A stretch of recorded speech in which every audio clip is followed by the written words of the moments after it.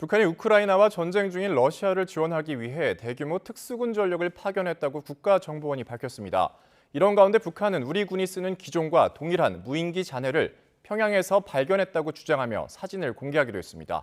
자세한 내용 취재기자 연결해서 알아보겠습니다. 김대겸 기자, 이미 북한 특수부대 인원 1,500여 명이 러시아로 이동했다고요? 네, 국가정보원은 어제 북한군 특수부대원 1,500여 명의 러시아 파병 사실을 공식 확인했습니다. 북한군은 지난 8일부터 러시아 해군 수송함을 이용해 블라디보스토크로 이동한 뒤 하바롭스크 등 주변 지역으로 분산돼 적응 훈련 중이라는 겁니다.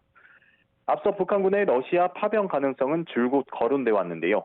국정원이 대규모 파병 사실을 공식적으로 확인해 준 건 이번이 처음입니다. 국정원은 이들이 적응 훈련을 마치는 대로 우크라이나 전선에 투입될 것으로 전망했습니다. 북한 군인들은 러시아군으로 위장하기 위해 러시아 군복과 무기를 지급받고 북한군과 용모가 비슷한 시베리아 원주민의 위조 신분증까지 발급받은 것으로 알려졌습니다. 국정원은 김정은 북한 국무위원장이 파병에 앞서 지난달과 이번 달 두 번에 걸쳐 특수전부대를 참관한 사실도 공개했습니다. 또 북한이 지난해 8월 이후 지금까지 모두 70여 차례에 걸쳐서 컨테이너 13,000여 개 분량의 무기를 러시아로 보냈다고도 밝혔습니다.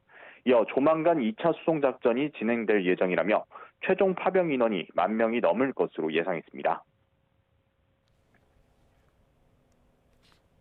네, 이런 가운데 북한이 남한 무인기 평양 침투 증거라며 무인기 잔해 사진을 공개했죠. 네, 북한은 오늘 국방성 대변인 명의 발표를 통해서 무인기 침투 주장을 다시 이어갔는데요. 주권 침해 사건의 결정적 증거라며 새로운 사진도 함께 공개했습니다. 북한이 공개한 사진에는 흰색 드론이 나뭇가지에 걸려 있고 또다시 이 무인기를 땅에 내려 촬영한 모습도 함께 볼 수 있습니다. 북한은 지난 13일 평양시 구역 집중수색 과정에서 해당 무인기를 발견했고 전문기관에 의뢰해 분석한 결과 우리 군 드론작전사령부가 국군의 날 기념행사 때 공개했던 무인기와 같은 기종으로 판단했다고 주장했습니다.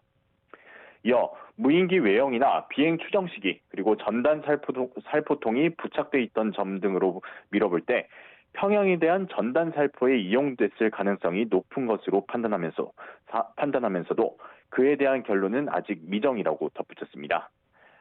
북한은 이번 국방성 대변인 발표를 주민들이 보는 노동신문에도 함께 실었습니다. 우리 군 당국은 북한의 무인기 침투 관련 주장에 대해서는 어떠한 것도 확인해 줄 수 없다는 입장을 유지하고 있다면서도 북한 주장에 대한 대응 여부를 검토 중이라고 밝혔습니다. 지금까지 국방부에서 YTN 김대겸입니다.